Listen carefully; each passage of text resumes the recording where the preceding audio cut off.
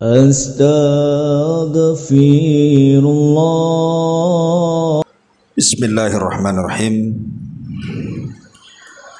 Assalamualaikum warahmatullahi wabarakatuh.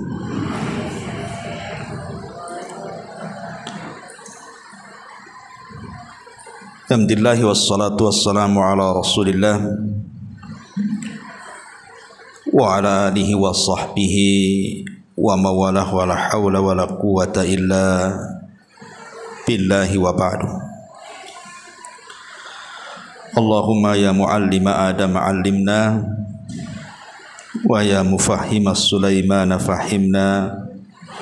Allahumma zidna ilma. Baik, kita lanjutkan kajian rutin kita setiap Ahad pagi. Dan tema di pagi hari ini kita akan mengambil tema mengejar sorga. Ma'asyiral muslimat yang dimuliakan Allah Subhanahu wa taala. Kita tahu bahwa salah satu daripada rahmat Allah Subhanahu wa taala atau kasih sayang Allah Subhanahu wa taala yang sangat luas dan teramat sangat luas sekali, di mana Allah Subhanahu wa taala memudahkan banyak jalan-jalan menuju surga. Bahkan syariat yang Allah Subhanahu wa taala berikan kepada umat Islam lebih mudah dibandingkan syariat yang diberikan kepada umat-umat sebelum Islam. Dari sini kita tahu bahwa syariat Islam memudahkan orang untuk masuk ke dalam surga, berbeda dengan syariat-syariat sebelumnya yang terkadang perlu dengan kepenatan, kesulitan, rintangan dan begitu seterusnya. Dari sini Allah Subhanahu wa taala mengatakan, ma yuridullahu liyaj'ala 'alaikum min haraj. Allah tidak menghendaki kalian mendapatkan kesulitan. Makanya Rasulullah SAW mengatakan, innad dina yusrun walan yushaddad din ahadun illa ghalaba. Agama ini mudah dan siapapun yang memberat-beratkan agama, maka agama pasti mengalahkannya. Makanya sering kita dapat di dalam Al-Quran, fattaqullaha mastata'tum, bertakwalah semampu kalian. Kita tahu bahwa orang-orang yang masuk ke dalam surga itu ada 4 penyebab. Ada yang Allah Subhanahu wa taala catat memang orang-orang itu dipastikan masuk surga tanpa hisab dan azab. Seperti ketika Nabi SAW bicara tentang 70.000 orang dari umatnya yang masuk surga tanpa hisab dan azab. Artinya orang itu keluar dari kubur saja direct masuk surga, tidak ada proses apapun di situ. Kemudian yang kedua, ada yang menyebabkan orang masuk surga itu karena syafaat. Dan syafaat itu pertama baik dari langsung dari Nabi SAW, di mana Nabi SAW memberikan syafaat kepada umatnya, seperti syafaatul uzma, syafaat besar yang tidak bisa dilakukan semua para nabi dan hanya bisa dilakukan Nabi SAW. Karena banyak hal, salah satunya ketika Allah Subhanahu wa taala memberikan kepada setiap nabi dan rasul doa mustajab. Semua para nabi dan rasul mengeluarkan doa pamungkas mereka di dunia, kecuali Nabi SAW tidak mengeluarkan doa tersebut di dunia karena ingin menyimpan di akhirat untuk sebuah tujuan besar. Maksud tujuan besar di sini adalah syafaatul uzma, syafaat yang sangat besar yang merupakan kekhususan Nabi SAW. Jadi ada orang yang masuk surga karena syafaat Nabi. Atau yang ketiga, syafaat dari orang-orang selain daripada Nabi, seperti para ulama, para syuhada, para malaikat, syafaat orang-orang saleh, syafaat anak kepada orang tuanya, dan begitu seterusnya. Ataupun syafaat dengan amal-amalnya, seperti bacaan Al-Quran, berpuasa, dan lain sebagainya. Kemudian yang keempat dan yang terakhir, kalau memang tidak ada lagi syafaat yang bisa menolong orang itu dimasukkan ke dalam sorga, masih ada kesempatan yang tersisa. Apa itu? Bi rahmatillahi azza wa jalla. Karena kasih sayang Allah atau rahmat Allah, yang dengan rahmatnya itulah manusia dimasukkan ke dalam surga. Inilah 4 perkara penyebab di akhirat orang itu masuk ke dalam surga. Taib, ma'asyiral muslimat yang dimuliakan Allah Subhanahu wa taala. Kalau kita lihat sejarah, tidak ada manusia yang paling tinggi cita-citanya ingin masuk ke dalam surga melebihi Rasul dan para sahabatnya. Makanya wajar kalau mereka dijadikan contoh. Dalam surah At-Taubah Allah mengatakan, as-sabiqunal awwalun minal muhajirin wal ansar walladzina tabauhum bi ihsanin radhiyallahu anhum wa radwan. Orang-orang yang mula-mula dalam Islam dan orang yang pertama-tama masuk Islam adalah orang-orang muhajirin, kemudian disusul ansar,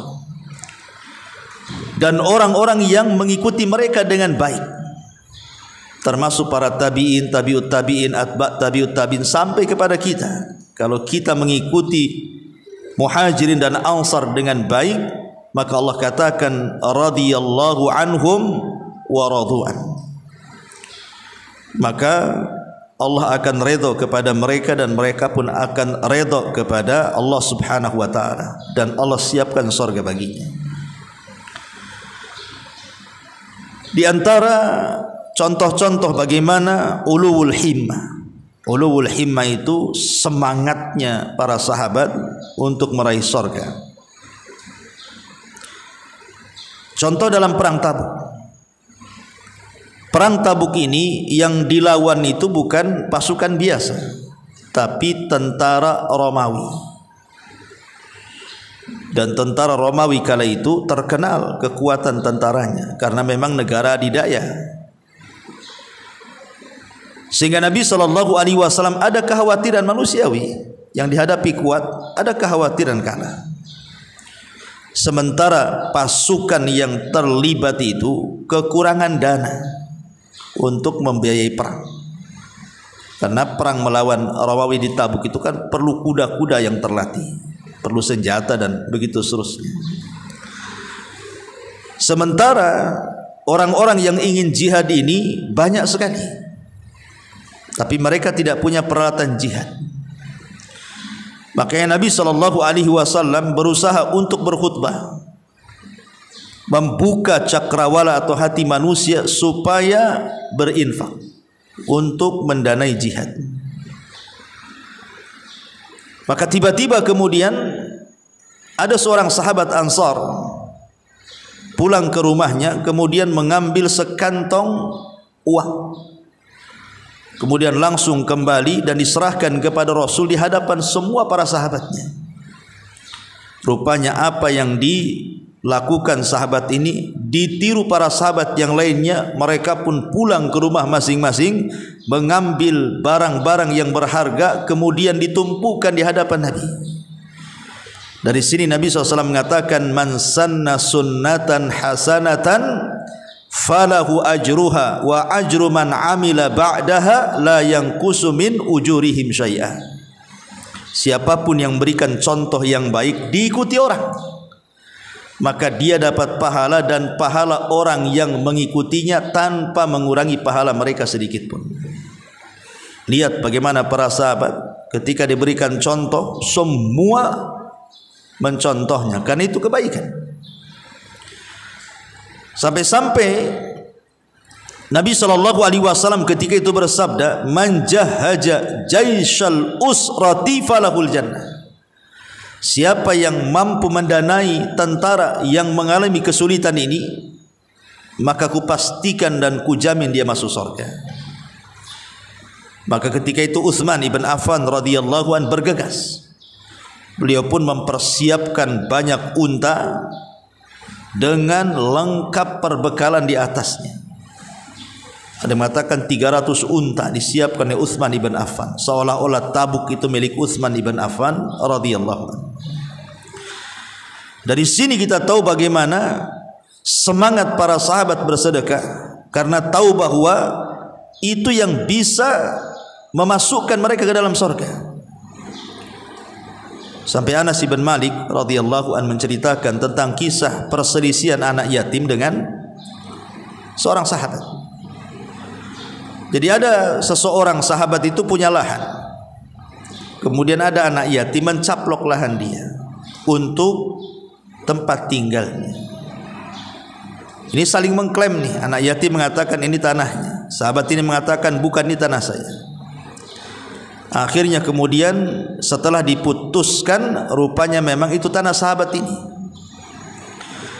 Maka ada Nabi SAW berusaha mendatangi sahabat ini dan meminta untuk disedekahkan sebagian kecil lahannya supaya dia bisa tinggal di situ. Tapi sahabat ini tak mau, karena itu tanah dia. Kemudian Nabi SAW sampai menjanjikan, kalau engkau kasih tanah yang sepetak kecil itu dan di situ ada pohon kurmanya, maka Allah ganti kurmanya dengan kurma di surga. Allah ganti pokok kurmanya itu dengan pokok kurma di surga. Tetap sahabat ini tak mau.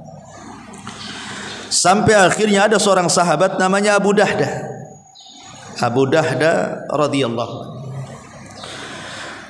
Abu Dahdah mendengar bahwa Nabi SAW mengatakan kepada pemilik kebun itu, kalau dia berikan sepetak tanah yang ada pohon kurma itu, maka akan diganti pohon kurmanya dengan pohon kurma di surga. Langsung dia datang kepada Rasul memastikan kabar itu. Maka Rasul mengatakan, ya, siapa yang memberikan tanah yang sepetak yang ada pokok kurma itu, maka akan digantikan dengan pokok kurma di surga. Langsung Abu Dahdah menemui orang yang punya lahan itu, kemudian diajak barter dan mengatakan, ya fulan, aku punya lahan lebih strategis daripada lahanmu, daripada kebunmu ini. Kebunku lebih strategis, tentu lebih mahal harganya. Bagaimana kalau seandainya ku tukar? Ya. Mungkin kalau di sini nih tanah di Puskopkar satu dengan tanah di Nagoya sana kan. Gimana kalau ku tukar? Ya senang saja lah ditukar, karena barang tukarannya lebih mahal. Itu dari segi dunia kan, dia tidak berpikir akhirat masalahnya. Ketika sudah deal-dealan, sudah oke, akhirnya kemudian Abu Dahdah pun datang kepada Rasul dan mengatakan, ya Rasulullah, aku sudah beli lahan itu dengan cara barter, aku infakkan untuk anak yatim itu. Maka Nabi SAW mengatakan, rabihal bai'u, rabihal bai'u, jualanmu atau perniagaanmu sungguh sangat menguntungkan. Lihat bagaimana para sahabat Nabi SAW otaknya itu hanya terpikir surga saja. Karena barter lahan yang strategis, yang harga mahal ini kan tidak semua orang bisa. Kalau bukan karena keimanan yang kuat kepada surga, tidak mungkin dilakukan. Hanya orang-orang yang kuat imannya dengan sorgalah yang bisa mengorbankan apa yang ada pada dirinya kan? Dan itulah yang dilakukan para sahabat Nabi SAW. Luar biasa. Ma'asyiral muslimat yang dimuliakan Allah Azza wa Jalla. Atau contoh yang lain, pernah saya ceritakan tentang kisah Rabi'ah ibnu Ka'ab kan? Rabi'ah ibnu Ka'ab, anak kecil yang belum balik itu, yang suka menolong Nabi. Jadi Rabi'ah ibn Ka'ab ini betul-betul dia sehari-harinya walaupun belum balik itu membantu kebutuhan dan hajatnya Nabi SAW. Seperti dia menyediakan air untuk mandi, untuk wudu, baik siang ataupun malam. Terkadang di malam hari kalau seandainya Rasul sudah masuk rumah, dia tidak langsung pergi, tapi dia menunggu depan pintu rumahnya itu. Takut Rasul keluar lagi berpesan sesuatu. Kalau sudah lama terkantuk-kantuk dia menunggu depan rumah itu, baru dia tidur. Dikhawatirkan Rasul berhajat sesuatu kemudian keluar lagi, nanti cari dia nggak ada kan gitu. Sampai seperti itu Rabi'ah ini Ibn Ka'ab al-Aslami radhiyallahu anhu. Padahal anak kecil tuh. Jadi Nabi SAW melihat semangatnya Rabi'ah Ibn Ka'ab al-Aslami ini, Nabi ingin memberikan imbalan, karena Nabi itu tidak pernah melupakan kebaikan orang. Dipanggillah satu hari Rabi'ah ibn Ka'ab al-Aslami ini dan mengatakan, "Ya Rabi'ah, salini ma syi'ta. Salini ma syi'ta." Wahai Rabi'ah, karena engkau sudah banyak membantuku, kata Rasul, mintalah sesukamu kepadaku, aku akan berusaha memberinya. Mintalah sesukamu. Kemudian Rabi'ah terdiam. Tadinya dia ingin meminta sesuatu dari dunia, tapi terpikir bahwa dunia ini sesuatu yang fana. Dunia ini sesuatu yang mudah hilang. Dan dia yakin bahwa rizki dia sudah diatur oleh Allah Subhanahu wa ta'ala, sehingga tidak jadi dia minta itu. Yang diminta justru luar biasa anak kecil ini. Dan dia mengatakan kepada Nabi SAW, "Ya Rasulullah, uridu murafaqatuka fil jannah." Rasul, kalau boleh, kata Rabi'ah ibn Ka'ab al-Aslami ini, aku hanya minta jadikan aku temanmu di sorga. Anak kecil ya, minta untuk menjadi teman Nabi SAW di sorga. Coba bu, anak-anak ibu yang usia 10, 11, 12 tahun minta nak sesuatu, kira-kira apa yang diminta? Yang pertama handphone, pasti itu. Nggak ada yang lain. Saya minta handphone aja kan itu. Karena anak sekarang sudah gila handphone, itu aja dipikirkan, biar bisa main game, nengok YouTube dan begitu seterusnya. Tapi lihat anak kecil di zaman Nabi, bagaimana memang orang tua mereka sudah mengajarkan ulul himmah, semangat yang kuat untuk mengejar sorga sedemikian rupa. Akhirnya Nabi SAW mengatakan kepada Rabi'ah ini, "Ya Rabi'ah, baik," katanya, "tapi tolong agar Allah mengabulkan cita-citamu menjadi temanku di sorga, fa'inni ala nafsika bi kathrati sujud," kata Rasul. Maka bantulah aku supaya keinginanmu tercapai dengan cara perbanyak sujud. Maksudnya perbanyak solat. Maka Rabi'ah setelah mendengar wejangan Nabi SAW dan Rasul menjanjikan dia teman Rasul di sorga dengan cara memperbanyak solat, sejak saat itu Rabi'ah tidak pernah meninggalkan qiyamul lail sampai dia wafat ya, karena ingin mengejar cita-citanya menjadi teman Nabi SAW di sorga. Begitu para sahabat ya. Ma'asyiral muslimat yang dimuliakan Allah Subhanahu wa ta'ala. Bahkan Anas bin Malik radhiyallahu anhu juga menceritakan pada peperangan ketika perang Badar. Dan perang Badar itu kan perang perdana ya, yang dilakukan para sahabat. Maksudnya Badar Kubro, karena ada Badar Sugro juga. Dan Nabi SAW ketika berhadap-hadapan dengan pasukan orang-orang musyrik yang ketika jumlahnya 1000 lebih, sementara tentara Rasul kan 314 orang saja, persis seperti tentara Talut ketika melawan Jalut. Nabi memberikan semangat tuh. Apa kata Nabi SAW? Qumu ilal jannah arduhas samawat wal ard. Serbulah musuh, di hadapan kalian terbentang sorga seluas langit dan bumi. Kemudian Nabi SAW membacakan ayat wasari'u ila maghfiratin mir rabbikum, wasari'u ila maghfiratin mir rabbikum wa jannatin arduhas samawat wal ard uiddat lil muttaqin. Bersegeralah kalian menuju ampunan Rabb kalian, karena sorga yang seluas langit dan bumi itu dipersiapkan untuk orang-orang yang bertakwa. Ada seorang Ansar namanya Abu Umair Ibnu Hammam. Abu Umair Ibnu Hammam Al-Ansari radhiyallahu anhu. Dia memastikan pendengarannya dan dia mengatakan, ya Rasulullah, apakah kalau aku melawan musuh-musuh di depanku, bagiku sorga seluas langit dan bumi, katanya. Kata Rasul, ajal ya, bagimu sorga seluas langit dan bumi.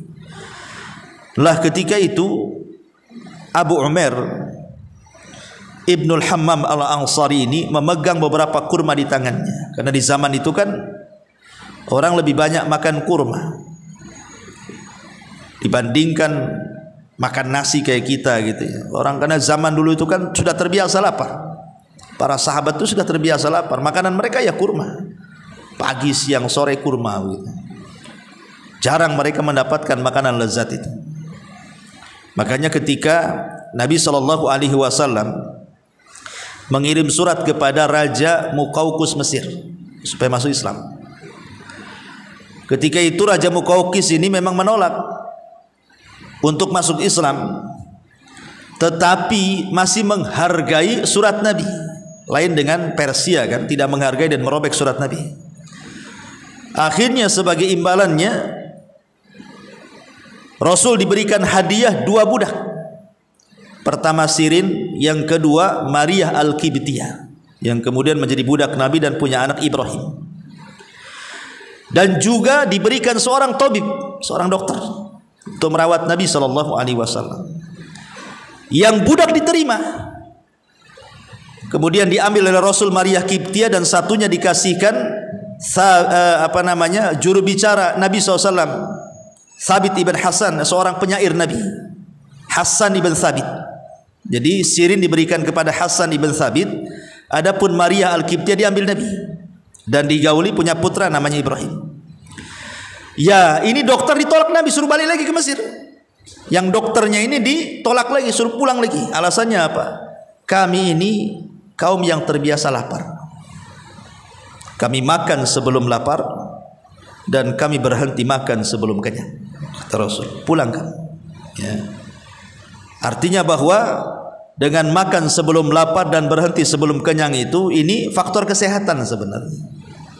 Sebab kalau berhenti setelah kenyang, menggap-menggap lah Bu ya kan. Kan perut itu kan perlu dibagi 3 kan, sepertiganya untuk makan, sepertiganya untuk minum, sepertiganya untuk bernafas kan. Kalau seandainya ibu jadikan 2/3 makan, sepertiganya untuk minum, kapan bernafasnya kan gitu? Matilah dia. Walaupun riwayat ini dilemahkan para ulama, tetapi secara makna bisa dibenarkan. Jadi para sahabat sudah terbiasa lapar, jadi di tangan mereka itu kurma, itulah makanan mereka. Maka kata Abu Umamah Al-Ansari radhiyallahu anhu, jikalau kurma-kurma ini masih ada di tangan sementara aku masih hidup, tentu ini kehidupan yang cukup panjang bagiku. Aku tidak mau. Dilemparlah kurma-kurma itu. Kemudian dia maju ke dalam medan jihad, maka dia pun ustushhid, Allah jadikan dia mati syahid.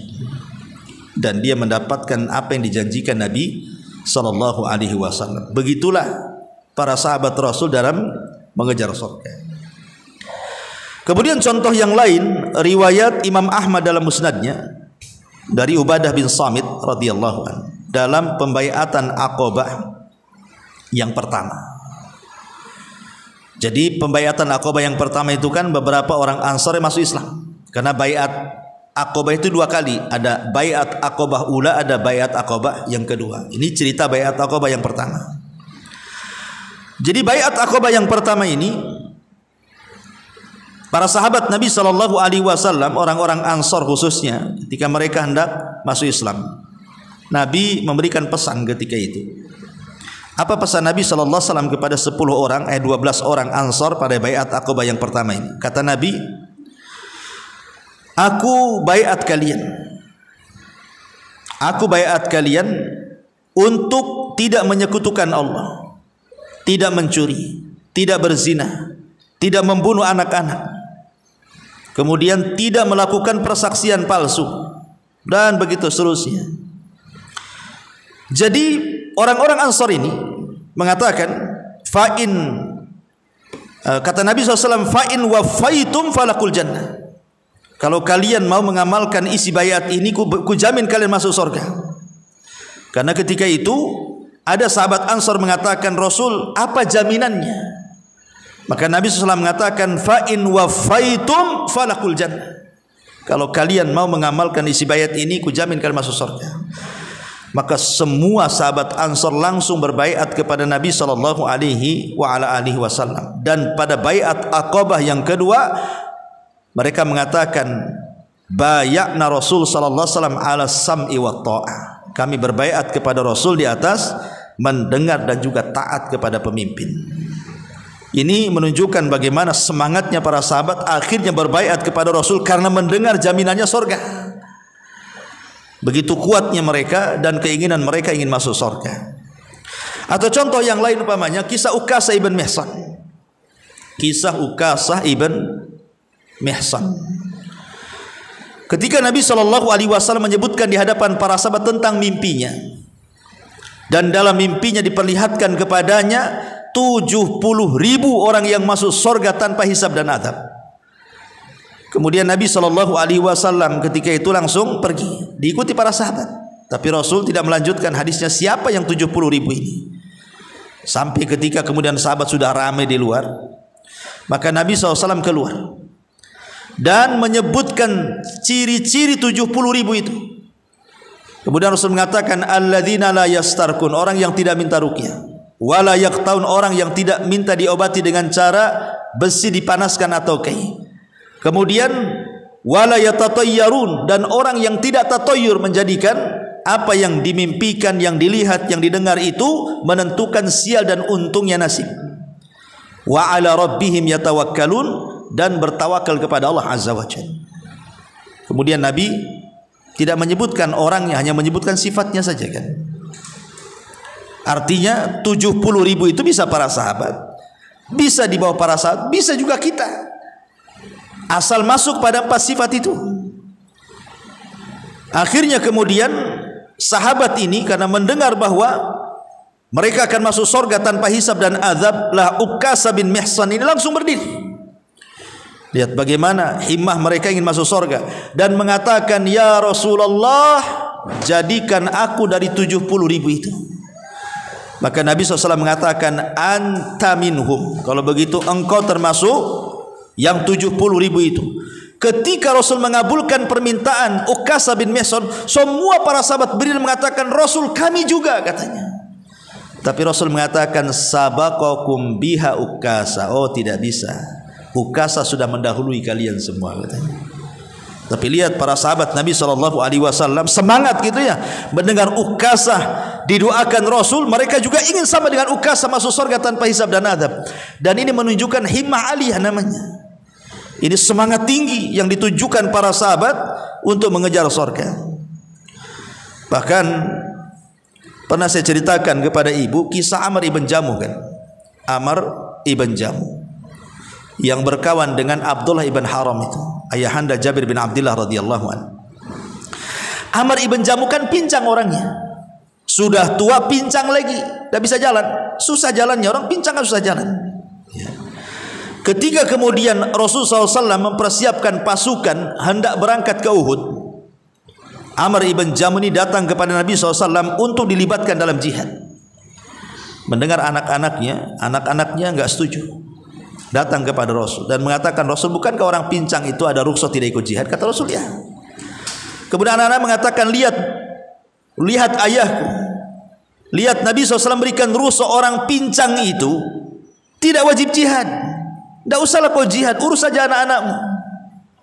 Maka kemudian Amr ibn Jamuh ini marah kepada anak-anaknya. Kemudian dia bersumpah kepada Allah Subhanahu wa taala ingin menginjakkan kedua kakinya di sorga.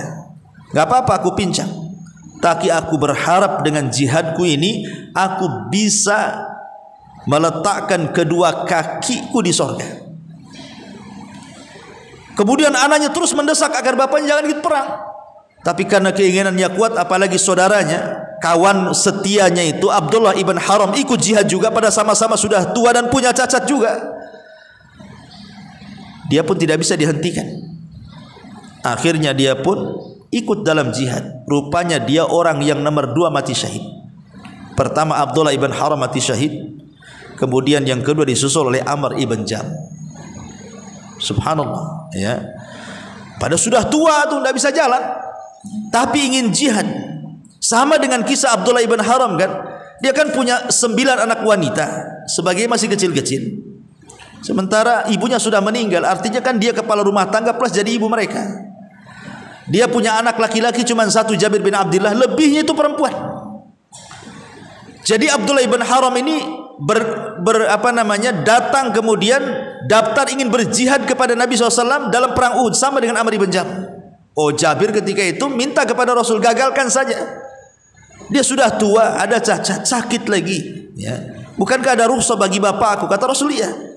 Tapi kemudian ayahnya ketika nasihati Jabir malah dan mengatakan, ya Jabir, laulal jannah la afartuka iya. Kalau seandainya bukan karena sorga, sudah ku gantikan posisiku. Tapi ini masalahnya sorga, aku enggak mau, katanya.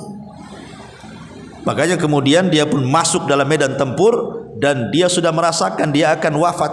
Maka dialah orang yang pertama mati syahid. Lah saat kemudian sudah selesai perang nih, maka Nabi SAW menggali lubang, kemudian menyuruh menggali lubang dan memasukkan Abdullah ibn Haram dengan Amr ibn Jamuh dalam satu lubang. Kemudian Nabi SAW berikan alasan, karena ketika keduanya hidup, dua-duanya kawan baik dalam beribadah kepada Allah, ngaji berdua, baca Quran berdua, solat malam berdua, dan begitu seterusnya. Maka kata Rasulullah, masukkan jasad 2 orang ini dalam satu lubang. Lihat bagaimana Amr ibn Jamuh dan juga Jabir ibn Abdullah radhiyallahu an semangatnya mereka mengejar surga. Taib. Tentu kita bukan para sahabat. Kita bukan para sahabat Nabi SAW yang punya semangat setinggi itu.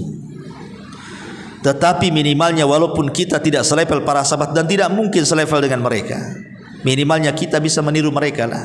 Tashabbahu bil kirami kiramun. Contohlah orang mulia, maka kita akan dihantarkan menjadi orang mulia juga. Jangan mencontoh orang pengecut, orang hina. Jadi hina kita jadinya. Ya. Lah di sana ada amalan-amalan, baik amalan-amalan ini bersifat keyakinan, jadi amalan hati, ataupun amalan lisan, ataupun amalan badan, ataupun amalan harta yang bisa mendekatkan kita ke surga. Karena Nabi SAW itu ketika menyampaikan Islam, Islam ini sempurna luar biasa. Islam ini agama yang sempurna.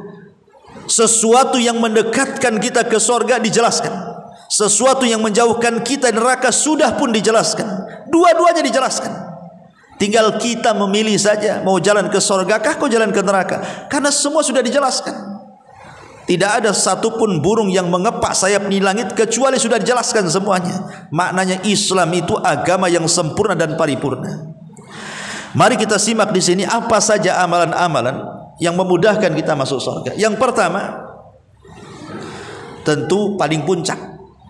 Inilah puncak daripada sebab orang dimasukkan ke dalam surga. Apa itu? At-tauhid. Tauhid adalah amalan yang paling puncak penyebab orang masuk surga. Imam Bukhari dan Muslim meriwayatkan sebuah riwayat dari Ibnu Abbas radhiyallahu anhuma, anna nasan min ahli syirki kanu qad qatalu wa aktharu wa zanau wa aktharu. Kemudian fa'atau Muhammadan sallallahu alaihi wasallam faqalu innal ladzi taqulu wa tad'u ilaihi la hasanun law tukhbirna anna lima amilna kafaratan. Fanazala walladzina la yad'una ma'allahi ilahan akhar wa la yaqtuluna an-nafsa allati harramallahu illa bil haqq wa la yaznun. Wa nazalat qul ya ibadiyalladzina asrafu ala anfusihim la taqnatu min rahmatillah innallaha yaghfiru dzunuba jami'a. Kata Abdullah bin Abbas radhiyallahu anhuma, sesungguhnya nasan manusia, maksudnya para sahabat yang dulunya termasuk ahlu syirki, orang-orang yang terjerumus kepada kesyirikan. Karena kebanyakan para sahabat kan dulunya penyembah berhala. Agama mereka itu kan agama penyembah patung, para sahabat itu.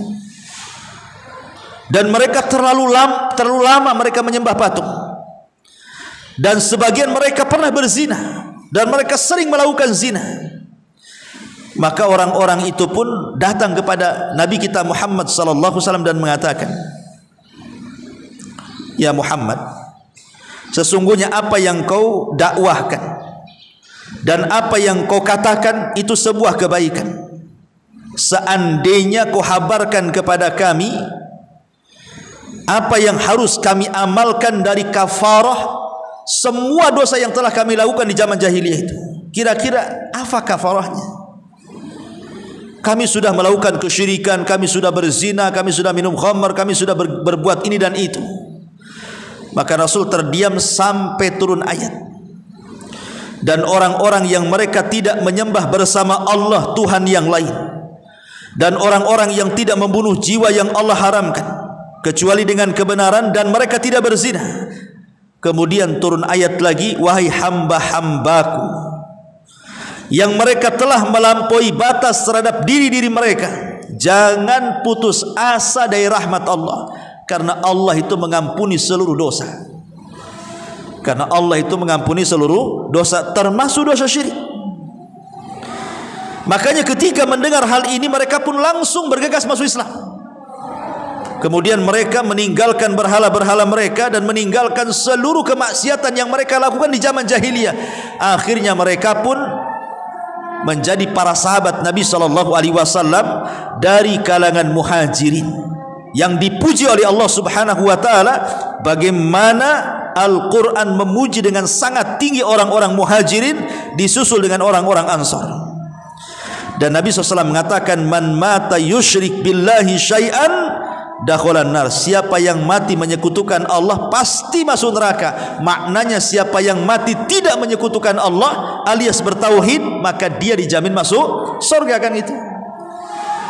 Ma'asyiral muslimat yang dimuliakan Allah Azza wa Jalla, ini yang pertama dan ini yang paling puncak ya. Kemudian yang kedua, kafalatul yatim, berusaha mengkafil anak yatim.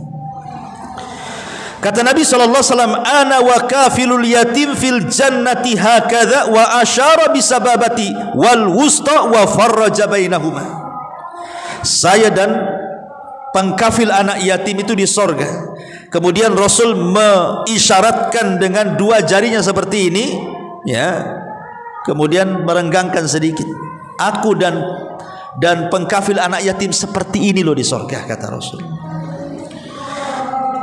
Al-Hafidz Ibnu Hajar rahimahullahu taala ketika memberikan catatan kepada hadis ini, beliau menukilkan perkataan Imam Ibnu Battal.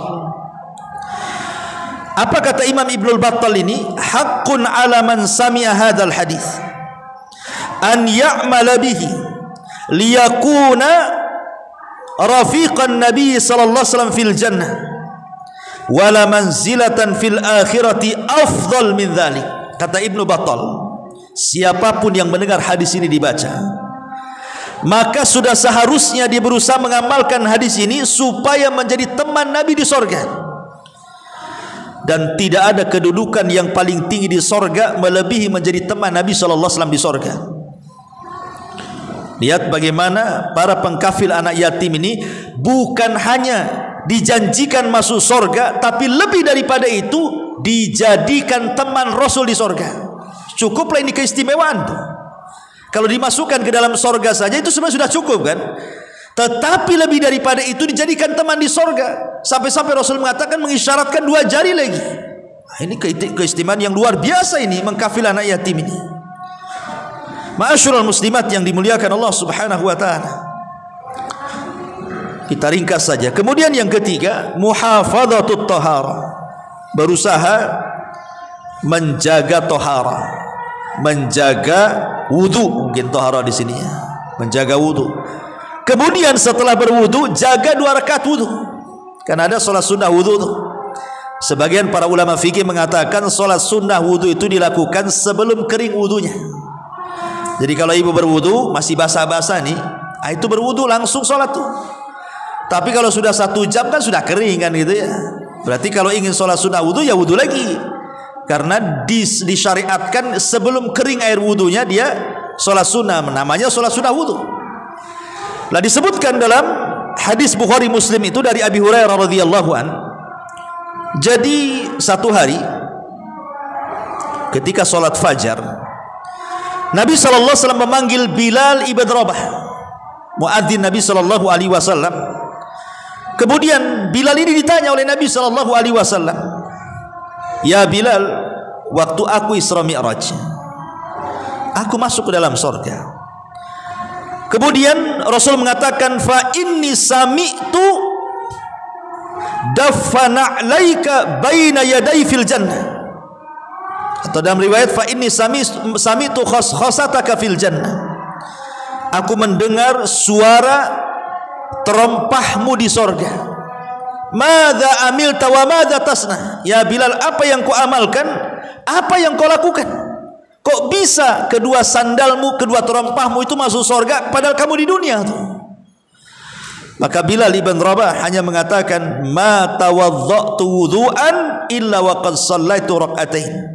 Aku tidak mengamalkan apapun melainkan aku berusaha untuk menjaga taharah dan setelahnya aku salat 2 rakaat. Tidaklah aku berwudu kecuali setelahnya aku lakukan salat 2 rakaat wudu. Dari sini menunjukkan bahwa menjaga taharah menjadi penyebab seseorang itu dimasukkan ke dalam surga. Ini yang ketiga. Yang keempat, al-muhafadhatu 'ala shalawatil khams. Berusaha menjaga salat 5 waktu. Karena ada hadis Nabi yang mengatakan, khamsu salawatin katabahunna Allahu 'alal ibad. Faman jaa bihinna lam yudayyi minhunna syai'an istighfafan bihaqqihinna kana indallahi ahdun an yudkhilahul jannah. Salat 5 waktu kata Rasul yang Allah wajibkan kepada hamba-hambanya, barang siapa yang mendatangi 5-5-nya dia tidak meremehkannya sama sekali, maka kewajiban bagi Allah untuk memasukkan pelakunya ke dalam surga. Jadi dia jaga solat 5 waktu dan dia tidak meremehkan, ya, tidak meremehkan sama sekali. Pokoknya betul-betul dia tanggung jawab dengan solat 5 waktu itu, maka ada jaminan dari Allah Subhanahu wa taala dimasukkan ke dalam surga. Subhanallah, solat 5 waktu saja bisa memasukkan orang ke dalam surga. Kemudian yang nomor 5, al khaufu min maqamillahi azza wa jalla. Menanamkan perasaan takut. Perasaan takut kepada siapa? Kepada Allah. Takut akan azabnya, takut akan nerakanya, takut kalau amal kita ditolak dan tidak diterima. Takut kepada Allah azza wa jalla. Takut kalau Allah Subhanahu wa taala mengirimkan bencananya. Karena Allah Subhanahu wa taala mengatakan dalam surah Ar-Rahman 46, waliman khafa maqama rabbih jannatan. Bagi orang yang takut kepada Rabbnya, maka Allah berikan 2 sorga. Ada yang mengatakan sebagian ahli tafsir maksudnya 2 sorga di sini, yang satu sorga milik dia, memang solid milik dia sorga itu. Tapi yang satu itu sorga warisan orang kafir yang dikekalkan di neraka dan tidak bisa masuk sorga. Maka yang satu itu warisan ahli kafir. Warisannya orang-orang kafir yang masuk neraka diwariskan kepada orang yang beriman. Tilkumul jannah uristumuha, kata Allah. Itulah sorga yang Allah wariskan kepada kalian. Makanya Rasul mengatakan ainani, dua mata, kata Rasul, lam tamussahuman nar, tidak mungkin disentuh api neraka. Salah satunya kata Nabi SAW, ainun bakat min khasyatillah, mata yang menangis karena takut kepada Allah Subhanahu wa ta'ala. Ini yang nomor 5. Yang nomor 6, ta'atul walidaini, ketaatan kepada Allah Subhanahu wa ta'ala, ketaatan kepada kedua orang tua. Dikisahkan dari kisah-kisah umat dulu, Bu. Jadi Nabi Musa alaihi salatu wassalam, dia bertanya kepada Rabbnya tentang seorang hamba yang Allah tetapkan kepada hamba tersebut akan menjadi teman Nabi Musa di sorga. Jadi Allah mengatakan, ya Musa, nanti ada seorang hambaku yang akan jadi temanmu di sorga. Jadi Musa ini bertanya kepada Allah, ya Allah, bisa enggak kau perlihatkan orang tersebut, kenapa dia akan jadi temanku di sorga? Maka Allah Subhanahu wa ta'ala memperlihatkan Nabi Musa, memperjumpakan dengan orang itu. Setelah dijumpakan dengan orang itu, maka Nabi Musa alaihi salatu wassalam mengikuti orang itu. Kemana perginya orang itu? Apa aktivitasnya? Apa perbuatannya? Jadi setelah diintai beberapa waktu, rupanya orang tersebut selalu masuk ke dalam gua membawa makanan. Selalu masuk keluar masuk gua membawa makanan. Jadi satu hari Nabi Musa alaihi salatu wassalam coba memergoki orang itu ketika masuk ke dalam sorga, kemudian keluar, ada apa di dalam gua itu? Kenapa dia bolak-balik masuk gua itu? Rupanya setelah kemudian dia bertanya, apa yang ada di gua itu? Siapa yang ada di gua? Kenapa kau bolak-balik ngantar makanan ke dalam gua itu? Rupanya dalam gua itu adalah ibunya anak muda ini. Kemudian dia mengatakan kepada Nabi Musa, aku setiap hari yang menyuapinya, yang memberi minum. Pokoknya apa yang dihajatkan ibuku, aku pasti akan melakukannya selama aku bisa melakukannya. Akhirnya kemudian Nabi Musa alaihi salatu wassalam mengatakan, Allahumma ij'alha, Musa mengatakan, bagaimana bisa kau akan menjadi temanku di sorga? Jadi setelah Nabi Musa tahu bahwa orang ini birrul walidain, bagaimana bisa Allah takdirkan kau akan menjadi temanku di sorga hanya karena engkau memberi makan orang tuamu? Maka kemudian anak muda ini mengatakan, ya, karena setiap aku memberi makan dan minum orang tuaku selalu berdoa kepada Allah dan mengatakan, Allahumma ij'al ibni hadza rafiqa Musa ibn Imran. Ya Allah, kata orang tuanya ini, kata ibundanya ini, jadikan anakku yang sudah berbuat baik kepada aku menjadi teman baiknya Nabi Musa ibn Imran di surga. Selalu seperti itu. Jadi setelah dia memberi makan, memberi minum, berkhidmat kepada orang tuanya, itu yang dibaca ibunya, ya Allah, jadikan anakku ini teman Nabi Musa. Ya Allah, jadikan anakku teman Nabi Musa. Rupanya panjatan dua ibu ini melesat ke langit dan Allah Subhanahu wa ta'ala mendengarkannya. Makanya Allah mengatakan kepada Musa, ya Musa, ada di antara hambaku yang akan menjadi temanmu di surga. Rupanya karena sebab doa orang tua, dan orang tua tidak mungkin berdoa seperti itu kecuali karena kebaikan anaknya kepadanya, kan. Dari sini menunjukkan bahwa ta'atul walidain, ketaatan kepada orang tua itu adalah satu di antara penyebab terbesar orang masuk ke dalam surga. Kemudian yang nomor 7, al-iktsar min dzikrillahi azza wajalla, memperbanyak zikir kepada Allah Subhanahu wa ta'ala. Nabi mengatakan sabaqa al-mufridun, ada yang mengatakan mufarridun, telah mendahului kita al-mufarridun. Maksudnya mendahului kita ke mana? Masuk surga. Qalu, sahabat bertanya, wamal mufridun atau wamal mufarridun ya Rasulullah? Qala adz-dzakiruna Allaha katsira wadz-dzakirat. Siapakah orang-orang mufaridun itu, wahai Rasul? Maka Nabi mengatakan mereka adalah laki-laki dan wanita yang banyak berzikir. Lihat, kalau seandainya nih ibu berdua boncengan naik motor ke sini, yang nyetir sambil menyetir dia membaca subhanallah walhamdulillah wala ilaha illallah wa akbar, atau subhanallah bihamdi subhanallahil azim, atau zikir apalah ya. Ini yang dibonceng ya diam-diam saja, nengok kiri, nengok kanan, nengok macam-macam gitu ya. Lisannya diam saja. Maka Rasul mengatakan sabaqal mufarridun. Maka orang-orang yang berzikir ini akan mendahului temannya masuk dalam surga. Mungkin dari sekian ibu-ibu yang hadir di sini kan ada yang ahli zikir. Lah itulah yang akan mendahului ibu-ibu yang lainnya masuk dalam surga, kata Rasul. Sabaqal mufarridun.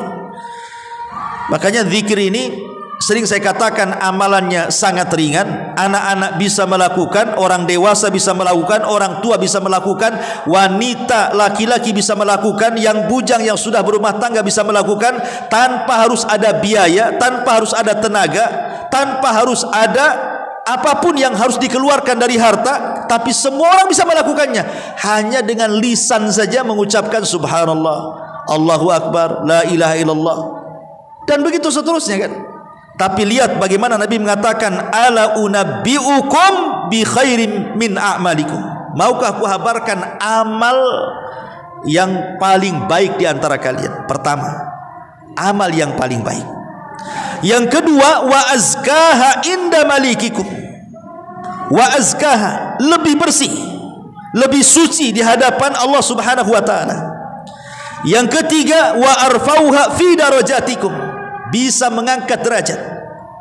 Yang keempat, wa khairil lakum min infaqiz zahabi wal waraq, dan lebih baik daripada infak dengan emas dan perak.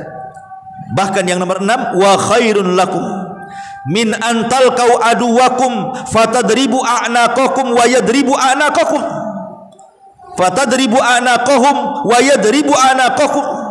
Ataupun lebih baik daripada engkau berjumpa dengan lawan, kau pukul lawan atau kau dipukul lawan. Bayangkan berapa keutamanya? 6. Seutama-utama amal, sebersih-bersihnya jiwa kita di hadapan Allah, semulia-mulianya derajat kita akan diangkat, kemudian lebih baik daripada infak emas dan juga perak, kemudian lebih baik dibandingkan jihad di jalan Allah Subhanahu wa taala. Kemudian Rasul mengatakan apa? Qalu bala ya Rasulullah, qala az-zikru atau zikrullahi azza wa jalla. Mereka mengatakan, tentu Rasul, apa amalan itu? Maka Rasul mengatakan berzikir kepada Allah Subhanahu wa taala. Ini yang nomor 9. Yang nomor 7, nomor 8, an yuhafidh al-mu'min ala sunani rawatib. Berusaha menjaga sunnah-sunnah rawatib.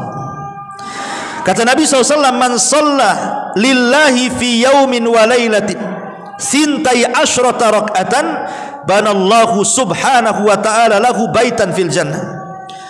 Barang siapa yang salat dalam satu hari semalam 12 rakaat, maksudnya salat sunnah rawatib, maka Allah akan bangunkan satu istana bagi dia di sorga.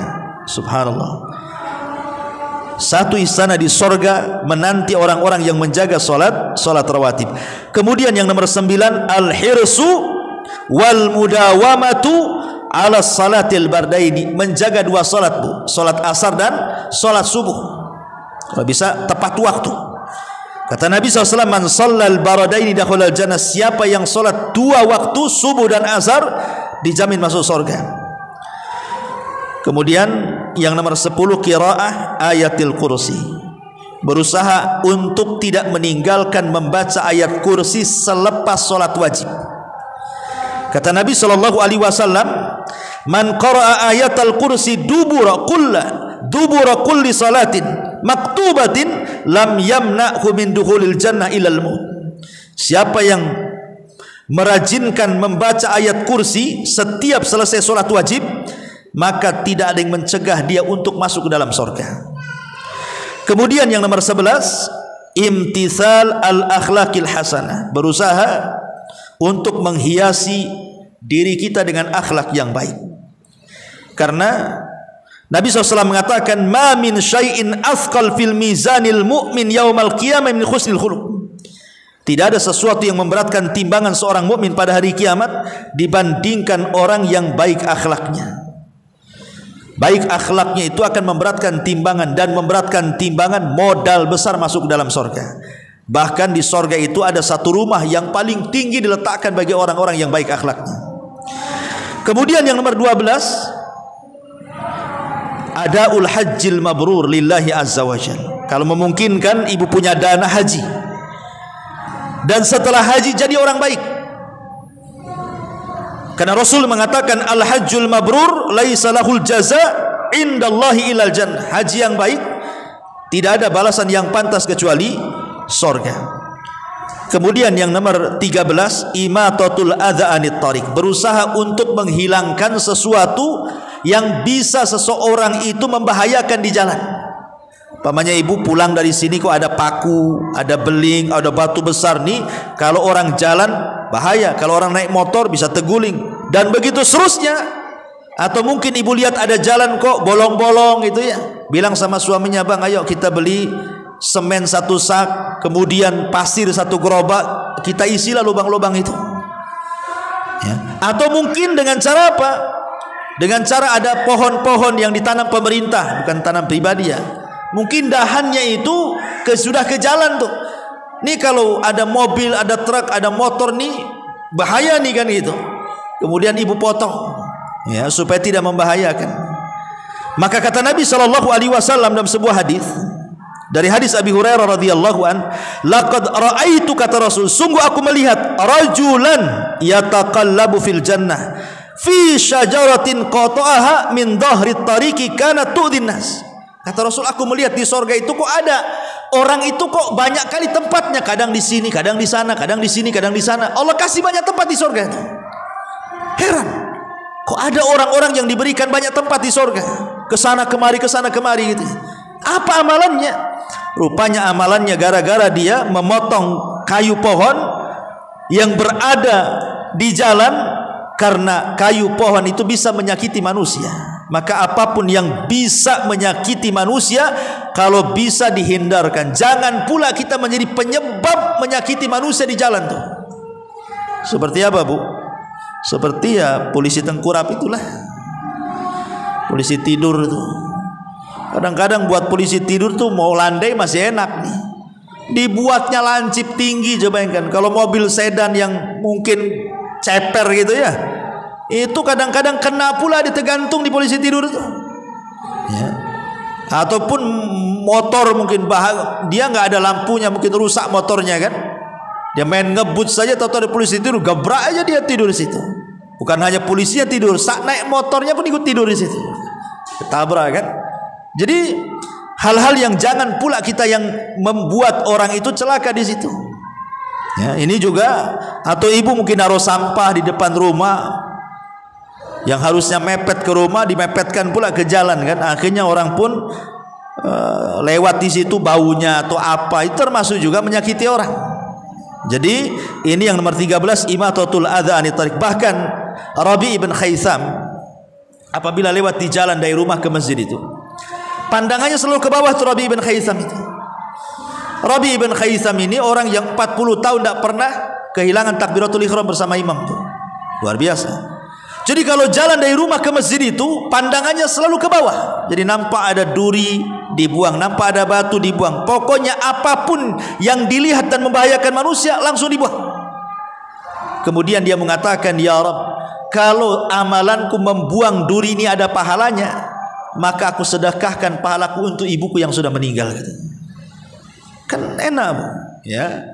Kalau kita punya orang tua nih, mau sedekah tidak punya uang untuk orang tua, sedekah yang paling mudah kutip aja paku di jalan ya kan, kutip di jalan-jalan itu. Sejak kapan ibu jadi pemulung? Enggak, saya enggak pemulung, saya mulung dibuang lagi ya. Baik, kemudian yang nomor 14, at-ta'affuf an su'alin nas. Jangan sampai seseorang itu menjadi peminta-minta, jangan sampai ya. Karena sekarang ini banyak lembaga-lembaga yang mengatasnamakan panti asuhan. Kadang-kadang anak-anak yatimnya itu disuruh ngemis pula, coba kan.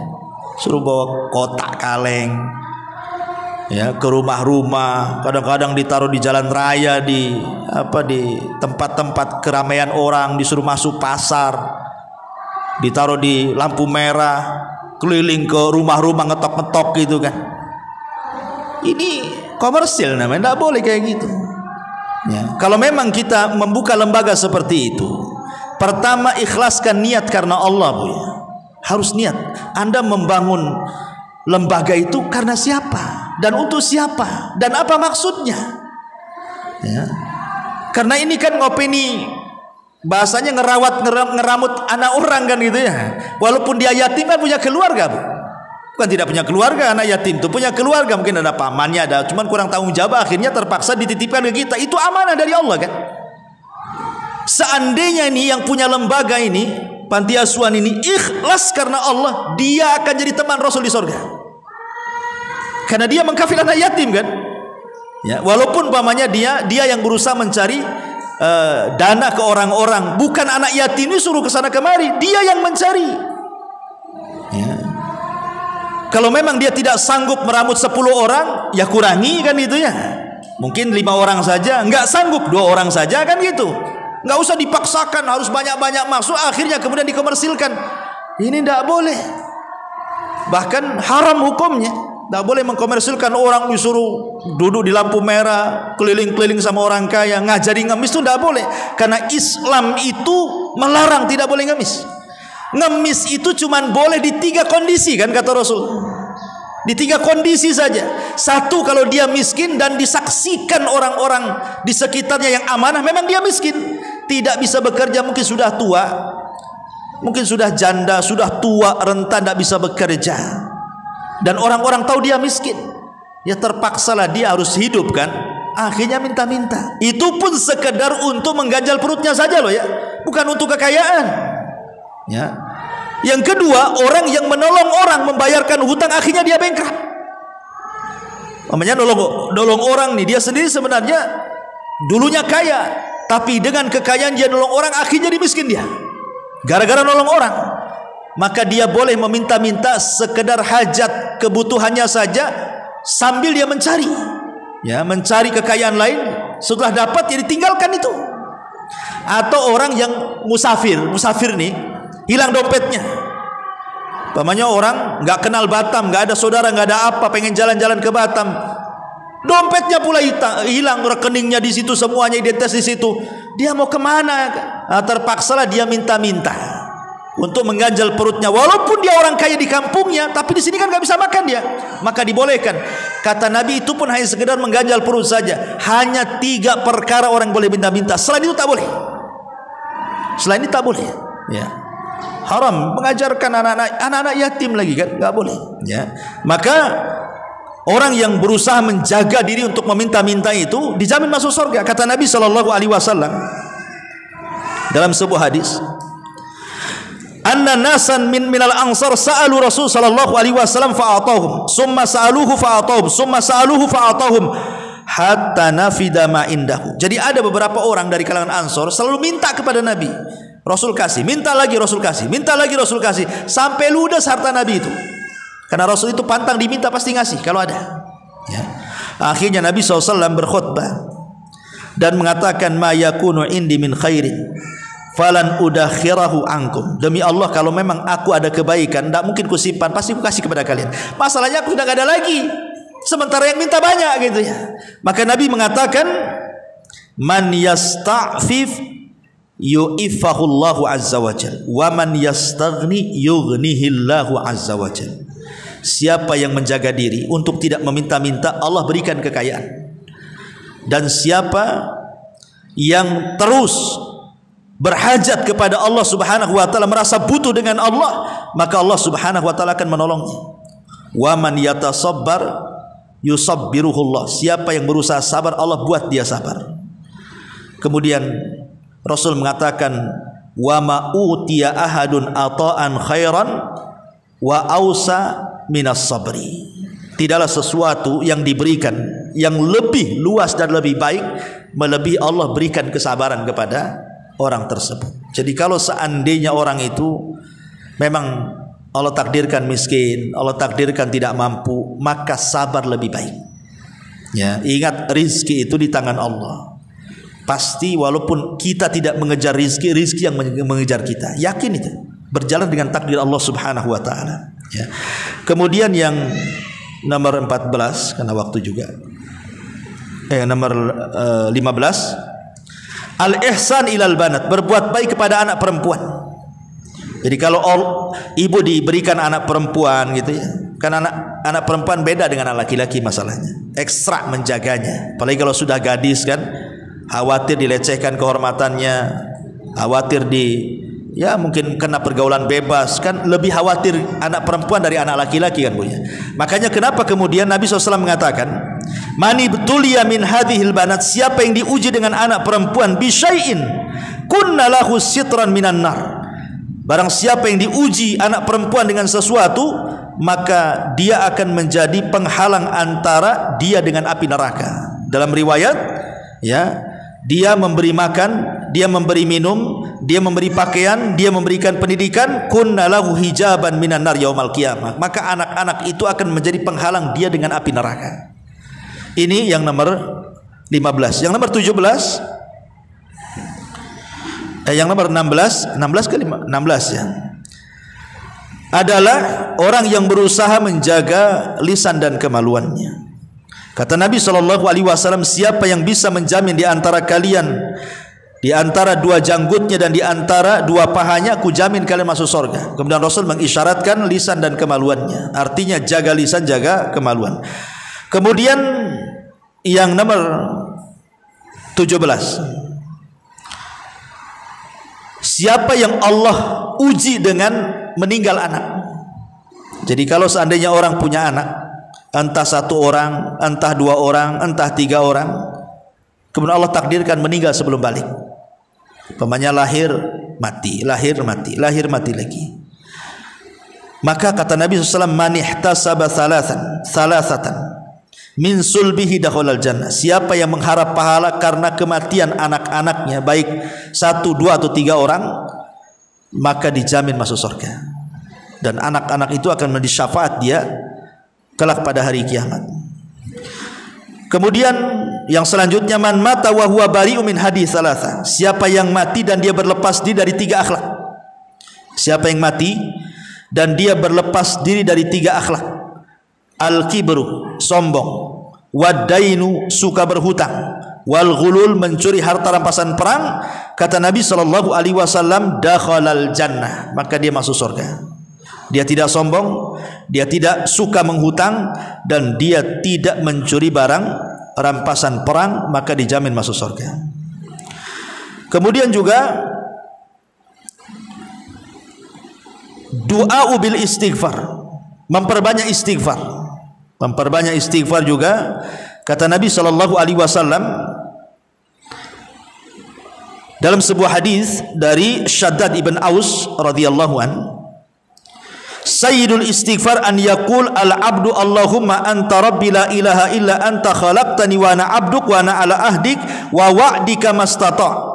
Sampai kepada ujung hadis, barang siapa yang membaca sayyidul istighfar ini di waktu pagi, fahuwa min ahlil jannah, dan dia termasuk penduduk surga. Dan begitu juga siapa yang membaca di waktu malam atau di waktu sore, fahuwa min ahlil jannah, maka dia pun termasuk penduduk surga. Kemudian yang terakhir tentu memperbanyak doa dan juga istiqomah, minta kepada Allah Azza wa Jal agar kita dimasukkan ke dalam surga. Intinya Bu, ya intinya, khulasahnya itu, bahwa yang menyebabkan orang masuk surga itu secara keseluruhan kalau kita ringkas, pertama disebabkan tawakal dia kepada Allah. Kemudian yang kedua karena syafaat. Kemudian yang ketiga karena syahadah, mati syahid. Kemudian yang keempat karena sabar. Kemudian yang kelima karena kematian yang husnul khotimah. Itu diantara secara ringkas penyebab orang masuk surga. Wallahu a'lam bishawab. Mudah-mudahan ada manfaatnya, Bu. Sekali lagi kalau minggu saya tidak buat soal jawab, Bu, ya, karena memang waktunya juga singkat. Saya harus ke 3S Saung Sunda Sawargi, SSS, ya. Dan ada manfaatnya. Subhanallah bihamdika asyhadu an la ilaha illa anta astaghfiruka wa atubu ilaik. Allahu akbar.